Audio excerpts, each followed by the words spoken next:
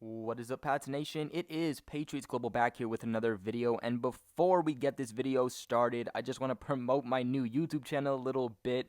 It's called NFL Global. There'll be a link in the description below if you guys want to go subscribe. But on top of this channel that I make, of course, for our New England Patriots, I started another channel where I will make content, updates, news updates, all that good stuff for all 32 NFL teams. So if you guys want to go subscribe to that, again, link in the description below.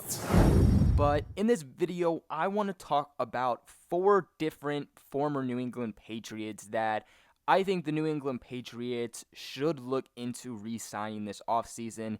They will all be free agents, all hitting free agency, so Bill Belichick is able to, of course, make deals with them, at least try his best to sign them if that's the route that he would decide to go.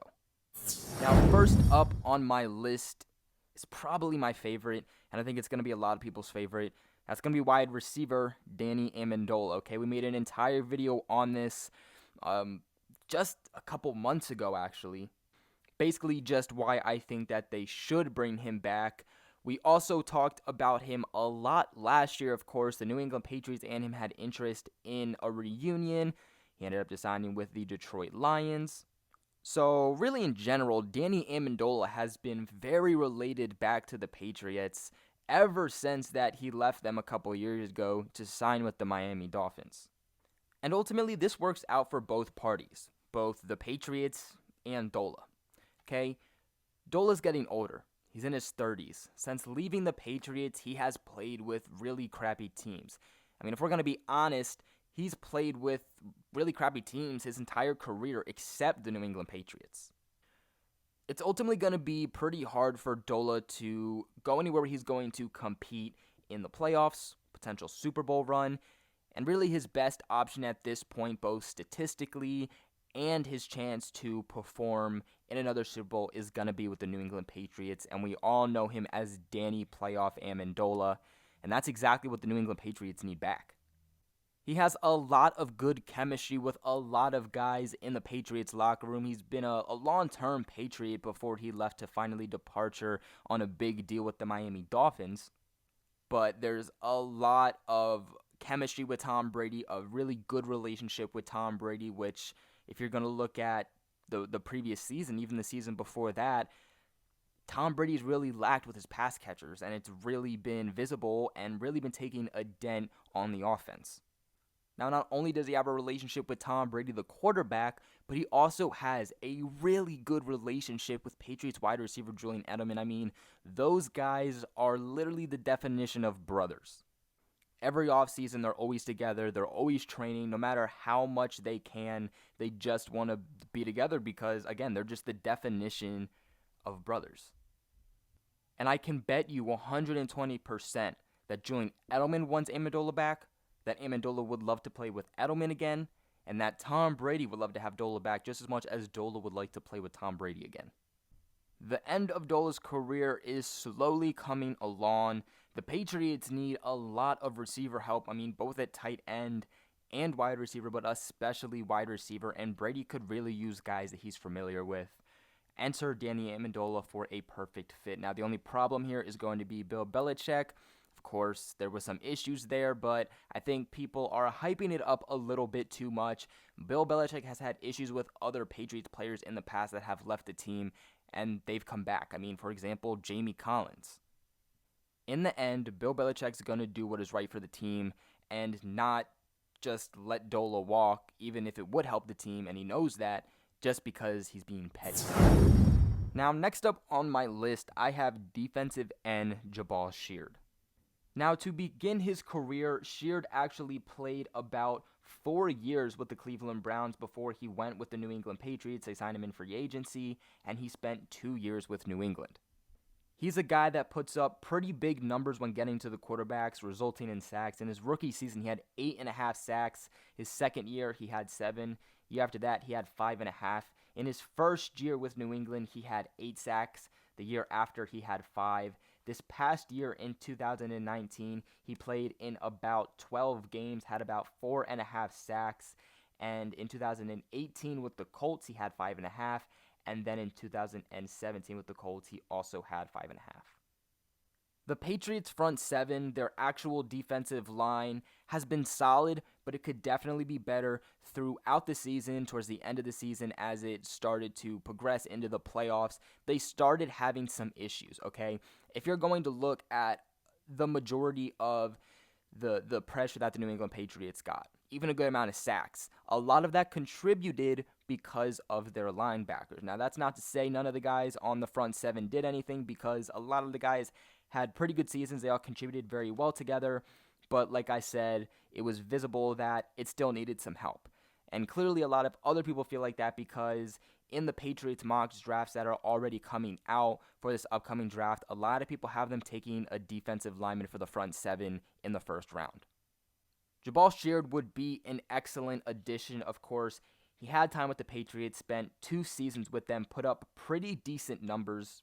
He's also good in contributing to stopping the run. He's had a very good amount of tackles for loss. I mean, in 2018 with the Indianapolis Colts, he had 14. Year before that, he had 9.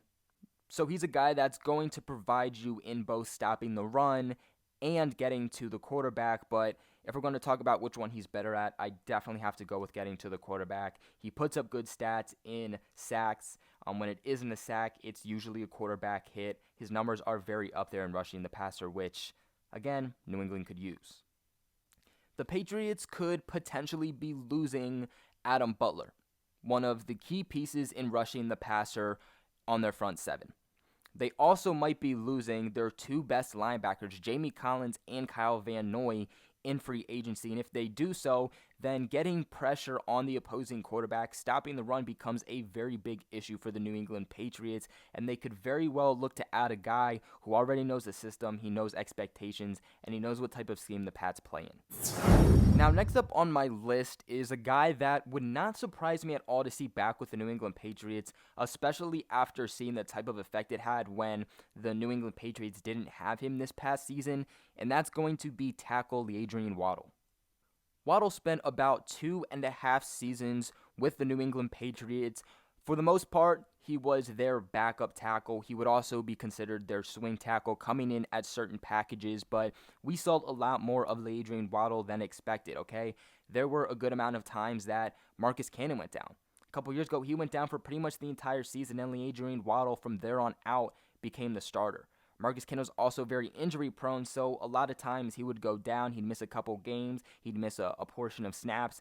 Adrian Waddle would be the guy that goes in there, and for the most part, he held his own very, very well. He's also very versatile. The New England Patriots had him transferring from right tackle to left tackle multiple times, and he was always able to sustain himself very, very well.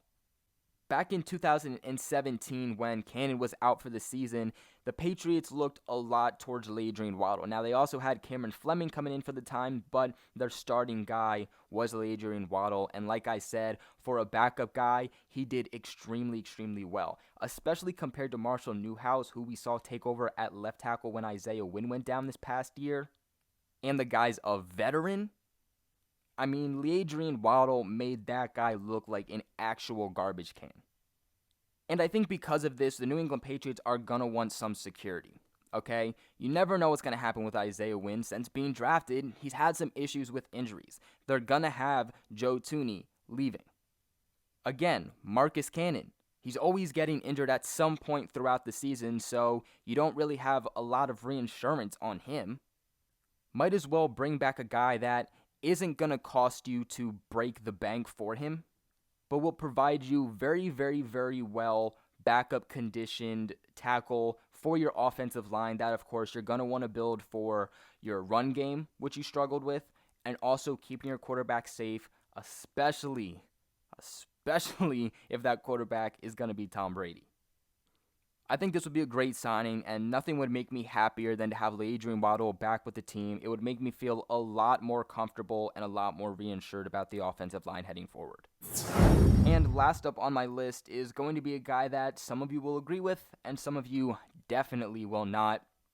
And that's going to be tight end Jacob Hollister. Now, Jacob Hollister was a pick by the New England Patriots. They picked him up, a diamond in the roughs, all the way back in 2017. His preseason was amazing. There was a lot of hope going forward for him.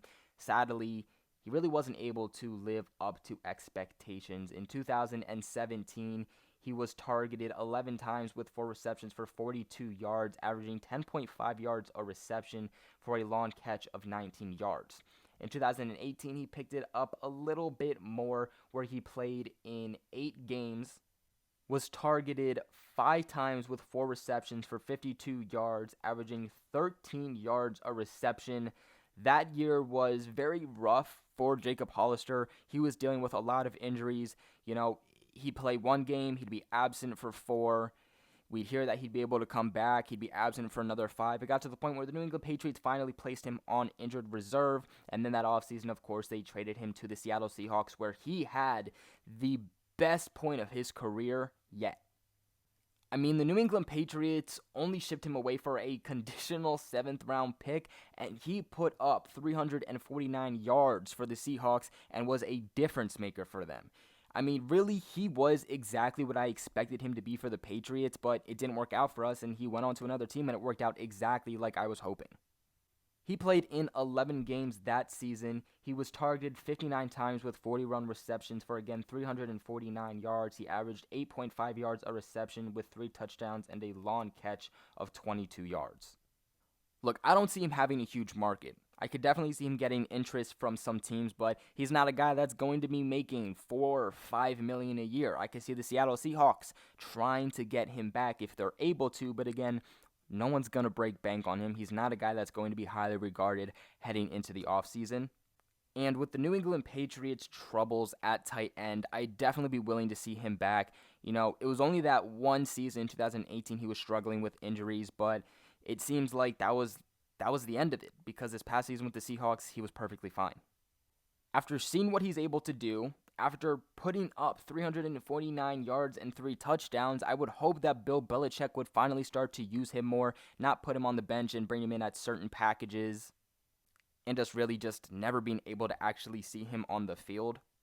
Being able to learn that Jacob Hollister clearly has talent, clearly would be able to help the Patriots move the chains now. I would hope that they would still get better tight ends than Jacob Hollister, but let's bring in some camp bodies. If it doesn't work out that well, then let's move on. Let's also remember that in training camp in 2017 and even 2018, he was doing extremely well, especially in the 2018 training camp. He was one of the highest regarded players. A lot of expectations were up for him. He was performing extremely well, and sadly, he was plagued by injuries after an amazing offseason. Patriots don't have a lot of cap space, and I think that this could be a good signing. Now, these are 4 players that I think the New England Patriots should sign, all former Patriots set to hit the free agency market. What are your guys' thoughts on this? Let me know your thoughts in the comments below. Like this video if you have not yet, and subscribe for more videos. But other than that, I'll catch you guys in my next video.